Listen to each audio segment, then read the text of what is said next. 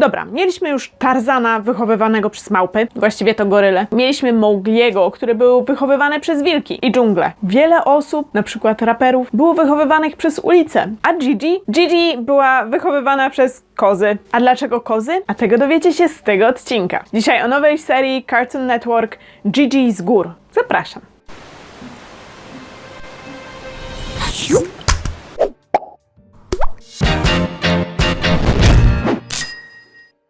Cartoon Network od dawna nie miało swoich własnych, oryginalnych produkcji. I tutaj zaznaczam, które nie byłyby wskrzeszeniem naszych ulubionych seriali. Także pojawienie się całkiem nowej serii, i to w dodatku europejskiej, naprawdę mnie jara. I Gigi z gór, jakkolwiek to brzmi, naprawdę jest serią, której warto dać szansę. I dzięki uprzejmości Cartoon Network Polska ponownie miałam możliwość przeprowadzenia krótkiego wywiadu z twórczyniami tej serii. Także zostańcie ze mną do końca. Ale zanim przejdziemy do tego wywiadu, to muszę wam powiedzieć, o czym my w ogóle rozmawiamy dzisiaj. Goat Girl, czy jak to właśnie przetłumaczono na polski, Gigi z gór, co uważam, że jest absolutnie zmarnowanym potencjałem. Bo tak jak myślałam przy filmie Sony Koza, że przetłumaczą to na kozak, bo brzmi to absolutnie genialnie, tak tutaj byłam święcie przekonana, że przetłumaczą ten tytuł na może koziara, co też brzmi całkiem fajnie, ale jednak nie. Przetłumaczyli to na Gigi z gór. Tytuł koziara został zaproponowany na moim Discordzie, także zapraszam was na serwer. W każdym razie, Gigi z gór zaskoczyła nas wszystkich niczym zima kierowców każdego roku. Nikt tej serii się nie spodziewał i nikt o niej nie słyszał. No chyba, że jesteście takimi oszołomami animacji jak ja, którzy jeżdżą na Cartoon Forum albo na INNE, gdzie zresztą Gigi z gór była nominowana. Jeżeli jesteście jednak normalni, to prawdopodobnie nie mieliście pojęcia o istnieniu tej serii. Ja w ogóle przygotowując ten odcinek i jednocześnie przygotowując się do wywiadu, nie byłam w stanie znaleźć żadnych informacji na temat tej kreskówki, bo nawet strona na Wikipedii nie istnieje jeszcze, przynajmniej kiedy to nagrywam. A pierwsze co wyskakuje, no to oczywiście koza Sony. I nie wiem w sumie, czy to było celowe, czy nagle kozy stały się super popularne. Tak sobie teraz myślę, może powinniśmy stworzyć nasz kreskówkowy zwierzęcy horoskop. Tak jak macie chiński horoskop, bo mam wrażenie, że co jakiś czas pojawiają się takie trendy na konkretne zwierzę. I mieliśmy na przykład niedźwiedzie, były też narwale, ostatnio były akselotle, no a teraz nagle jest wysyp kóz. Chciałabym być akselotlem w tym horoskopie. Możemy go tak ułożyć, proszę? Wracając jednak, ja miałam możliwość obejrzenia przedpremierowo 3 pierwszych odcinków tego serialu, w związku właśnie z wywiadem, który przeprowadziłam. I szczerze nie wiedziałam, czego się spodziewać. Właściwie to nie miałam żadnych oczekiwań i pozytywnie się zaskoczyłam. Ta seria naprawdę, szczerze, bardzo mi się podoba. I trochę mi szkoda, że nie mogłam obejrzeć więcej odcinków. Szczególnie, że odcinki są w ogóle 10-minutowe mniej więcej, więc naprawdę bardzo szybko się ogląda. Serię Gigi z gór stworzyły dwie utalentowane kobiety. Shannon George, która rozpoczęła swoją karierę w animacji w Los Angeles, gdzie pracowała przy Simpsonach. Od 2012 roku mieszka w Dublinie w Irlandii, gdzie jest twórczynią i scenarzystką animacji, ale maczała swoje palce w wielu produkcjach. Współpracowała na przykład z Nickelodeonem czy Amazonem. Druga pani to Christian Yi, która studiowała folklor i mitologię na Harvardzie, a potem stwierdziła, że pójdzie w film i kontynuowała swoją naukę w National Film and Television School UK, gdzie uzyskała tytuł magistra reżyserii animacji. Jej film dyplomowy Miss Todd zdobył wiele nagród, w tym studenckiego Oscara oraz nominacje do nagrody Emmy. Pracowała dla Disneya, Nickelodeon, BBC i innych. A Goat Girl, czyli Gigi z gór, to jej showrunnerski debiut. Gigi z gór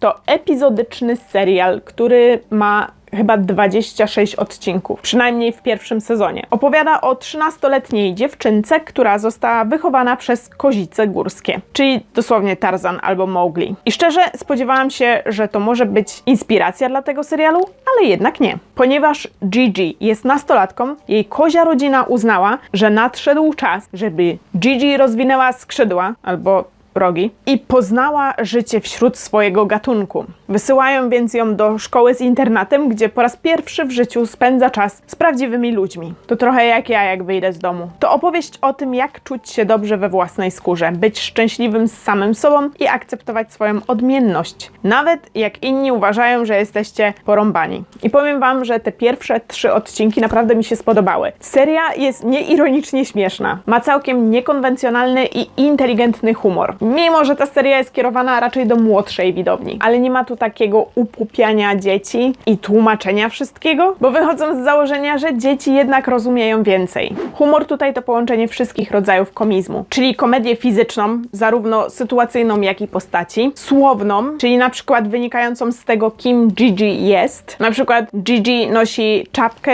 z takimi rogami jak koza, chodzi na bosaka, wszystko żre, jakby kultywuje zasadę nie wiesz co to jest, zjedz to i ogólnie zachowuje się jak koza, a do tego wszystkie słowa, które mówi, to przeciąga, tak jakby beczała. Co prawda jakimś cudem potrafi mówić po angielsku, ale dalej ma te naleciałości swojego dialektu czy swojego regionu. To trochę jak ja z nieumiejętnością wypowiadania on i bo jestem ze Śląska. Nieważne. W każdym razie Gigi tak bardzo nienaturalnie przeciąga słowa, na przykład maybe powiedziałaby maybe na tej zasadzie, ale robię z siebie debila.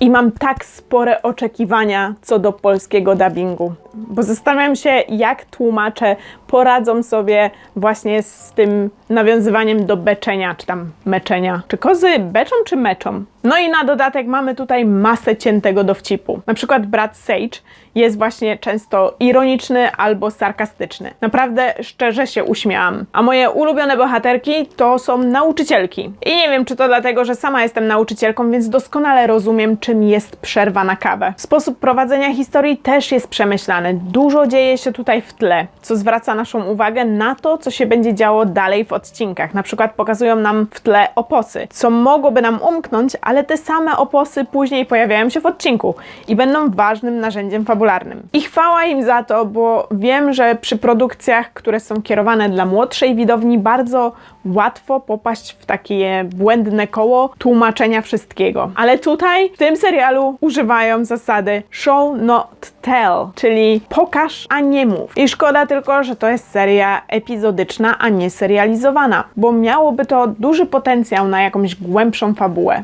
Postacie w tym serialu również są wyraziste i bardzo ciekawe. I z łatwością je polubicie. Jak już mówiłam, osobiście uwielbiam nauczycielki. Mamy też oczywiście typową, rozpieszczoną i roszczeniową księżniczkę, która chyba była tutaj dodana tylko dla kontrastu. Ja jeszcze bardzo lubię brata Sage, który jest po prostu fajnym, chillowym gościem, który nie kwestionuje dziwności, tylko ją chłonie. Inną główną bohaterką jest właśnie Sage, czyli współlokatorka Gigi, która bardzo przypomina mi Koni ze Stevena Universa. Sage to ten głos rozsądku, jest ułożona i świetnie komplementuje Gigi. Ona jeszcze nie do końca jest przekonana do jej dziwności, ale powoli się otwiera. No i oczywiście mamy główną bohaterkę, czyli naszą kozę. Gigi jest odważna, bezkompromisowa, dowcipna i jest całkowicie sobą. Nie zmienia się ani nie kurczy, bo tego od niej oczekuje społeczeństwo. Nie, ona leci w to, kim jest. Ma swoje dziwactwa i zawsze udowadnia, że prawdziwa siła tkwi w byciu wiernym sobie. Ona się nie przejmuje, że ludzie na nią dziwnie popatrzą. I w kopytach ma, co ludzie powiedzą. To bardzo istotna społecznie historia o samoakceptacji, stawianiu czoła życiu zgodnie ze sobą, odnalezieniu swojego miejsca bez zatracenia siebie. Niestety, mimo że seria jeszcze nie wyszła, przynajmniej na tą chwilę, kiedy to nagrywam, bo jak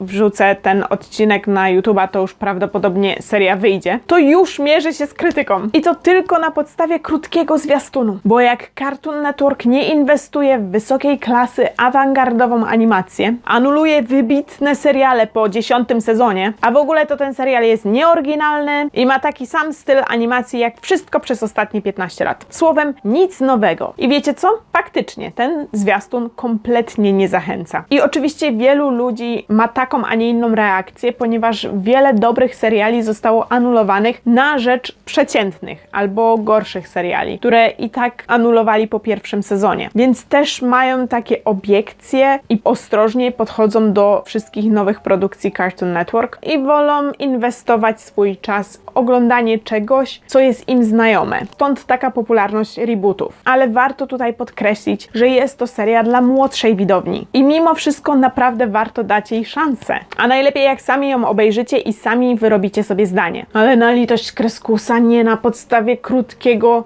zwiastunu, a raczej zajawki, która nic nie pokazuje. Dobra, a teraz lecimy z wywiadem. How are you guys? Very Good, nice to good. meet you. Good. Well, too. It's nice to meet you. My name is Elle, and I will be interviewing you for my YouTube channel. So let's roll. First thing first, could you tell me a little bit about the show and its journey to get green? Yeah. You want to start, I was gonna Christina? say, Go ahead. It's Well, hard with two of us. yeah. So the start of the journey. So we've been saying that, you know, we wish we had a more like interesting, mysterious origin story for, you know, the concept itself. But maybe this is kind of mysterious and cool. We like to say we're visited by the muse. You know, myself and Shannon, we were just we were kind of just throwing ideas back and forth. And she just kind of like, it was just a one sentence of, what if there was a girl raised by goats? And, you know, from there, it was kind of like in our minds, she sprang to life. And this this tough, resilient, goaty girl who was raised in the mountains. And so is like wild and confident and goofy and silly. And the show is about her first foray into our world, going to a boarding school with like people for the first time. So coming down from the mountains and seeing what life with her fellow people is like. Do you want to talk about our journey a bit, Shannon? Sure. I mean, it was back in 2018 when that conversation took place. So, you know, animation takes a long time, as I'm sure you probably know. So that was back in 2018, and we ended up obviously in 2020 the world shut down, and we ended up pitching the show at an event in Toulouse called Cartoon Forum, which is the biggest animation pitching event in Europe. And it actually ended up working for us that it was online that year, because of that you were able to, our pitch was able to be viewed many times, whereas normally when it's in person you just go to the one pitch at the time you're assigned. So that ended up working really, really well for our project. And we ended up finishing #1 at Cartoon Forum, the most viewed pitch. Nice. And things just went from there. That's where eventually we found our amazing co-producers and distributors, and then obviously we pitched to Cartoon Network, which like had always been the dream for us. Like, you know, we always thought Gigi Goat Girl was a Cartoon Network show. And now, you know, just a few short years later, here we are. That's amazing. Well, I have to ask, why goats? Why specifically goats, not on any other animal? You know what's weird? We never even talked about any other kind of animal. Yeah, it just was always goats, because It was goats always are so cool. goats.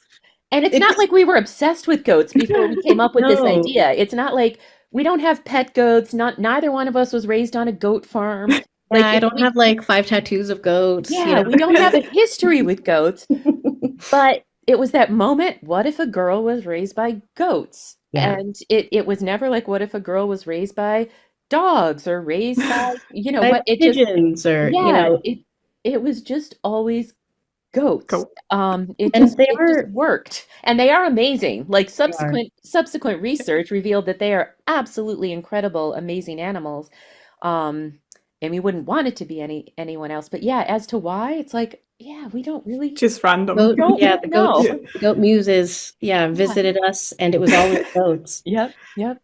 And they Uh, are was- amazing, genuinely. Like they live, Oh. you know, they have such incredible, you know, their abilities, their physical abilities. They're so resilient. They live in like so many regions in the world. That's true. Yeah. And they're like a little silly as well. They're like a little goofy. They're a little silly, little weird. So Yeah. all those things. And mysterious as well. Yep. Well, so what was your inspiration for the project? Was there any like inspiring piece of media that you took inspiration from? I would say not before the concept, but we have been inspired by, and like we've of course been inspired by a lot of things which have fed into the show, but like maybe not like something that sparked the idea. Like, we kind of sometimes talked about in the early days, like Gigi's not quite like this, but there is something about like the vibe of, say, Leslie Knope in Parks and Rec, and her kind of like the vibe that she has, which is, I think we both felt like, I would just love a Leslie Knope in my life. Like that would just be amazing. And I think that's what we felt with Gigi as well. We're like, I just love a Gigi in my life. Like she just seems like she'd make everything a bit more fun. Yeah. Yeah. I understand it was a part of a Annecy competition. Was it originally intended as a festival piece, or did you always plan for it becoming a full series?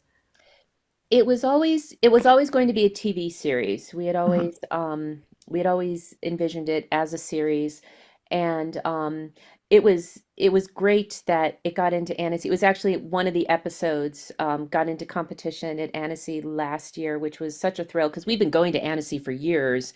And, Yeah, same. like, right? Yeah, we'll see you there. Yeah. So like it was, so it was such a thrill to actually have something, because Annecy is very hard to get into. It's not an easy thing to get into. So it was such a pleasant surprise when that did happen. And then when we went, and it being a TV show, you don't get the chance to see it on the big screen like you might with a short or with a feature. So to be in one of the theaters in Annecy and to see it up on this huge screen was such a thrill. It was so exciting and such a great way to to kind of see Gigi and Goat Girl entering the world, but always a TV show. We had always, when we were sitting in that room in 2018, we were thinking of television. What is the target audience for the show? Like as a age group? Yeah, about like 7 to 12. Mhm. Yeah. That's so slightly older kids. Yeah. But adults can still watch it. Oh, we hope so. Say / also us, definitely. Yeah, us and like, I mean, I've watched first 3 episodes and I enjoy them, so yeah, we would love for adults. We'd love it to become popular on college campuses, all that kind of thing, yeah. For the main story, is it like a primary episodic series, or does it have long-term narrative that's like underneath? It's primarily episodic. There's not like a huge arc, but I think we'd say like that there are some relationship arcs in there. For instance, Gigi's relationship with her nemesis Ren, the wolf boy, Gigi and Sage's relationship with Callista. Those have those kind of grow and change across the episodes, but you can still jump in at any episode and understand what's going on. So it's not, you don't have to see episode 3 in order to understand episode 7, kind of. It's primarily a slice of life show. Yeah. I know it's not been released in many places yet, but are there plans for future seasons, or are you just going to stop at the first season? I mean, we would love a season 2, like I think, creators who are lucky enough to have their show made want to make it for as long as they possibly can. We absolutely have more Gigi in us and more stories to live in tell. our minds. Yeah. So, so we'll see, watch this space, I guess, but, hopefully. Yeah. Well, fingers crossed. Obviously. Did you encounter any particular challenges during the production? Well, we've been saying it's so funny because every production is like its own mountain to climb. right? Every production. And I think with animation especially, because it's such a long and time-consuming way to make art. Possibly the most time-consuming. I don't know. Yeah, we might have to. Right? It's up there. It's up there. But yeah, I think it's a weird thing, you know, once you get to the end of it, you go like, yeah, like you just climbed a mountain. It's and Let's you know, enjoy the view. yeah. You don't think about, yeah. So it's, yeah, just like any animated series, animation is hard. It's a lot of work. We had a lot of people working so hard, to make a great show. And to be on the other side of it, it just feels great. But yeah, no huge challenges other than what you would often encounter in What's the animation, normal just by the expectation? nature of the beast, like it's not easy. Animation is not easy, but it's worth it. Actually, I couldn't find any more information about the show, but what studio is doing animation for it? The animation was done partly by Daily Madness in Ireland, and then partly by Caribara, which and they're in France and Canada. I was just wondering because I know that you more UK based as well, and I was like thinking it was a true co-production. Like we had true European co-production with which that's which good. was great. So frequently in Europe, Yeah. I love to see more from Europe, obviously. Absolutely, yeah. So that's great. Well, the last question I have is, could you share an interesting or fun fact about the show?